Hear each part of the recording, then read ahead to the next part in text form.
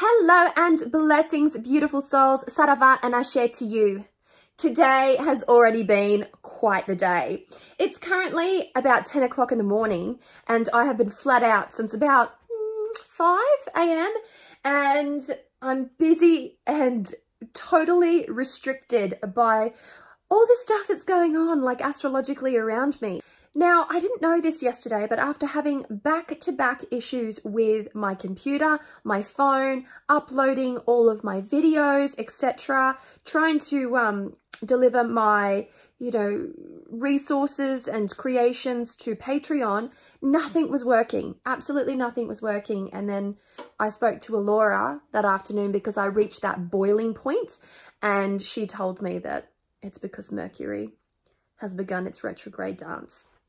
Not only that, but she also told me that there is affinity with this Mercury retrograde, this issue with Neptune being in a particular configuration, and its associations with the Salem witch trials. Now, there was talk of Neptune, there was talk of Pluto, basically a bunch of things that were over my head, but very, very interesting. She sent me through a link, and I'm going to link that link in the description box below. Gosh. And so today I'm back at it, attempting to do what I was unable to do yesterday, which is finalize my uploads, hopefully without any major issues. But I reached boiling point yesterday, and then I had to stop everything because I had committed to a parent-teacher meeting late that afternoon, which was promised to be an hour. I got there at 5:15 and didn't leave until 8:15 at night. And I was like, oh, this is why I never come to these things. This is why. Nevertheless, I've got 2 sick little kitties at home today and so much to do, as does my husband. So we're going to get stuck into it and see what kind of day we can turn this one into. It's Wednesday. Wednesday's my power day. I don't know about you or when your power day is, but mine is Wednesday. And I have a tendency of being more optimistic, more motivated, more just capable of being in a more constructive mind frame, especially when I'm being thwarted by universal forces, as I feel like I am today. And so let's see what we can do. It took me about 10 minutes to find my copy of The Wildwood. And this seems to be the theme that is running through my day, all this delay, all this difficulty in attaining what I need in the moment. So fingers crossed this isn't a theme that it's going to carry out throughout the entire retrograde, because I'm not really big on talking about the retrograde and the effects that the retrograde has and how people go on and on and on about it. I'm not that person, but I'm definitely feeling something insane at the moment from yesterday through to today. Like the issues that I had with my computers alone, these are all new devices, mind you, new phone, new computer, and just the issues that I was having with them. I was like, what on earth is going on here? Like, it just seemed supernatural at the time.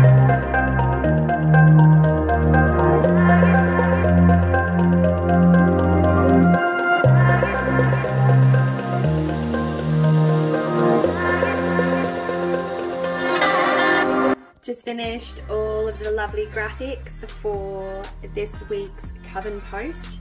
We are doing an immersion into the earth element, and the themes that we are working with is the dance of the elements. So we're going to be going through all 4 sacred elements, starting with earth. So I'm pretty excited because I'm an earth sign. Check that out. That turned out really cool. Hey, pretty proud. Right, so I am just shutting the place down now. It's currently 10:30. I have got to go and take my son to a doctor's appointment, and I haven't yet had breakfast because I sort of got out of bed this morning and hit the ground running. Oh my gosh, it's actually quite chilly outside today. Whew. I was breathing that frosty breath out, which was so nice.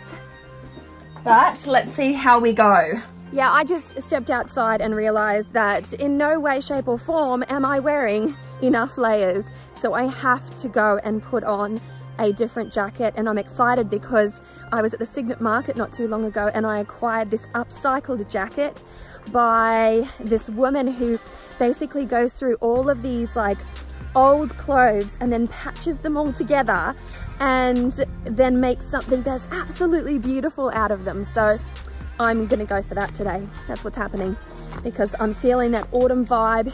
It's probably around 7 or 8 degrees right now. Hey Snowball! Hi Snowy! And that's happening. So it's a really, really rainy day. This is me in my coat in the rain. This is the back of my car, which is filthy because I live off grid. Look at the township. It is full on. And the medical clinic called me. Look at my hair, I look like I've been electrocuted. Called me to let me know that they were behind, and so I've got another hour to kill. So technically I could have worked for another hour, but this is what I'm talking about. Thwarted, thwarted. So I just finished at the medical center with my son, who has a little viral infection thingy, and that was late by an hour. So I'm now checking the mail and hoping that my book club book has arrived, because maybe then I'll be able to remember the title of the book. My books arrived from Book Depository. Hoping that there's more than one in there, because I did, but you know how Book Depository sometimes ships out in like 2 goes. So let's see which one came first. I'm sitting in a busy little cafe editing my videos. As you can see, rocking some tea right there, and waiting to pick up my baby girl, and then I've got a meeting with Gordon this afternoon, so I'll take you there with me. So I'm just back at the property now and dropped off my little one, and I'm off to see Gordon. I opened up my Book Depository package and it wasn't this month's book club book, it was this book here, which I will, hang on, I'll get it to show you. Sigil Witchery by Laura Tempest Zarcroft, and it's not the book club book. So actually that reminds me, I've got to go and get that book to give back to Gordon. So let's go and do that.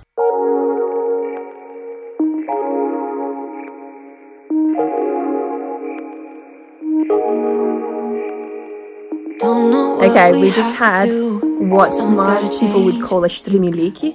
So I'm having tech issues, but I'm here with the coolest neighbour in the world. Yes, you guys know this fella here. He goes by the name of Gordon. Yeah. Did you actually forget my name? No, I just assume people know you by face. I'm like, right, oh, but you're actually more voice than face these days. This is the first catch-up we've had since, you know. Since the rush of it. I mean, like, we spoke so much during the fires and everything. And then we just had such a... like, we've been in touch, but we actually haven't clocked each other and gone, let's sit down and decompress. Yeah. And that's the best part. And we've been having some riveting conversations, some, you know, some enjoyable ones as well. And we were just talking holy water. And I said, and I asked Gordon, like, what are some fun magical things that you can do with holy water? I'm like, think about that. Did you come up with something? Well, because I want to be glib to start with and say, like, firstly, all magic is fun. Of course you're going to say that, of course. So when we were in the UK, for me, the fun in holy water is in collecting of it. So we would go to St. Winifred's Well or somewhere like that and get a bunch of water. So that's why I have, like, I'm a holy water nerd. We have a bunch of them. But from a fun perspective, if you know where it's come from, and Winifred's Well, you can drink that water, you can cook with it, that's kind of fun, but it's also like just general lazy consecration, and which is really, really useful. Also, they combine a bit of lazy well. magic. Yeah. They combine well, so I have, my mother got holy water at Virgin Mary's house in Ephesus, and so you can kind of use that with Lourdes or whatever to make particular individualized combinations of it, and that's generally what it's for. Like, it's really fun to be able to, when we were putting together the holy water for the premium members last year, she kind of got her collection out, and some of the labels were off, and we're trying to work out by feel which one was right. So that's Ephesus, and it's kind of fun. But holy water is a useful thing to have just from a laziness perspective. It works for again, general background clearing. So that's what it, you know, you throw it on possessed people, but you know, if you don't have one of them around, you can actually just use it in a combination for house cleansing with other things like Florida water and so on. But for me, the fun is in the collecting of it, and also the lazy shortcuts that it affords. Indeed. And this is actually, it just occurred to me in this moment, I just had a light bulb, because today begins Lent. It does. And we're talking about water because it's finally, you know, it's raining. And the consequence of no more fire. So yes, yes. Day. We're winding it down. Apparently, I heard on the grapevine of the community, like chatter, that it's meant to snow down to either 800 meters or 600 meters. There was a divide there in the information. Right. Avalon talks to a lot of old timers. So yes, I do. I'm like that's a big difference if you're old and Tasmanian. 600 or 800 meters.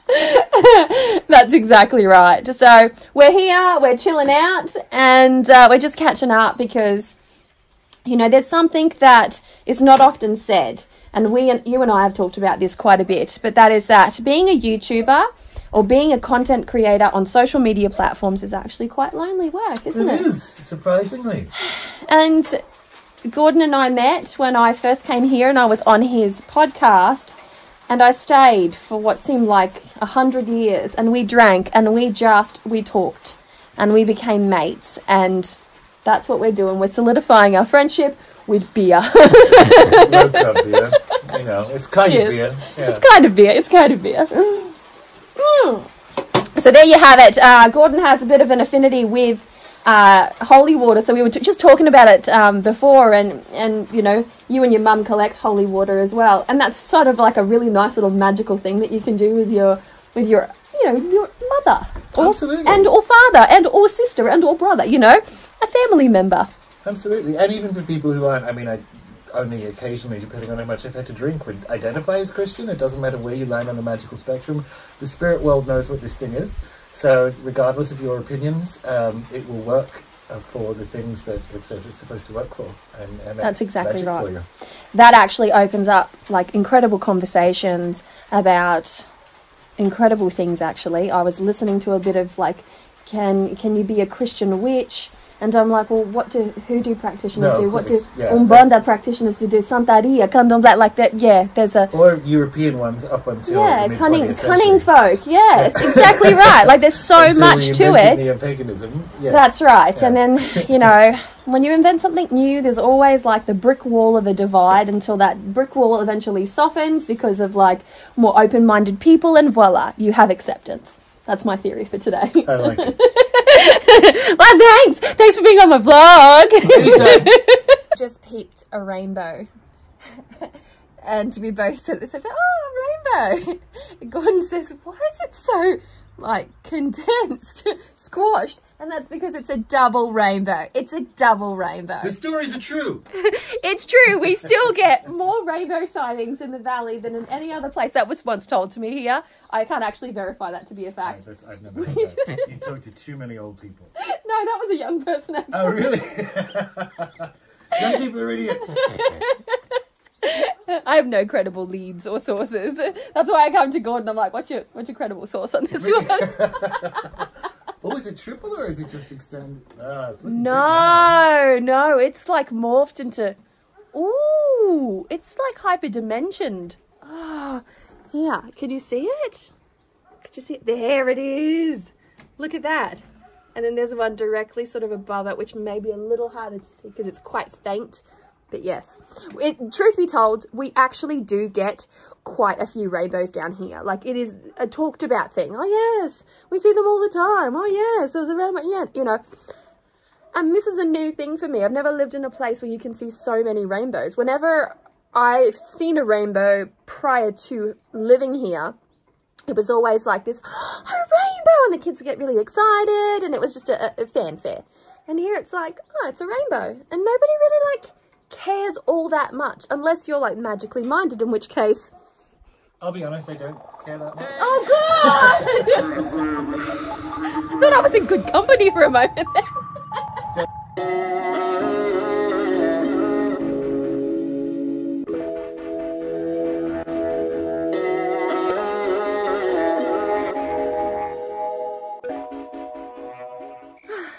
But I'm home now and it's cold. It's actually about 6 degrees outside, so I need to skedaddle and have a shower.